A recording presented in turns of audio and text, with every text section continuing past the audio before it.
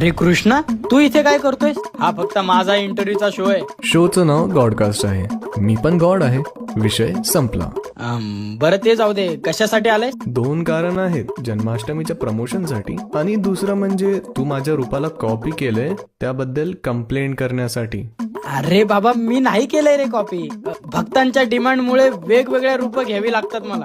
राम, कृष्ण, स्वामी समर्थ, संत तुकाराम, साईबाबा हे महान लोक कमी पडले म्हणून पिक्चर मधले कॅरेक्टर सुद्धा बनवून ठेवले. एकतर म्हणतो मी झुकेगा नाही साला. बाप रे, काही पण बोला, पण तुझ्या फॅन फॉलोइंगला मानायला पाहिजे. नाहीतर सध्या लोक मला फक्त प्रेमात पडल्यावरच आठवतात.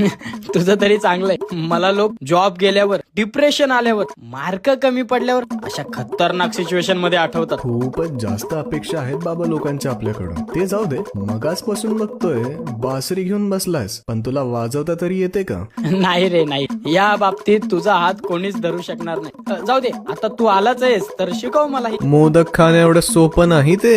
हे खूपच पर्सनल होतंय. आता मी तुला लोणी खाण्याबद्दल काही म्हंटल का? ते पण चोरून चोरून. हो हो, माहितीये. मग माझ्या लोणी चोरण्याला पण कृष्णा लीला म्हणून ओळखतात.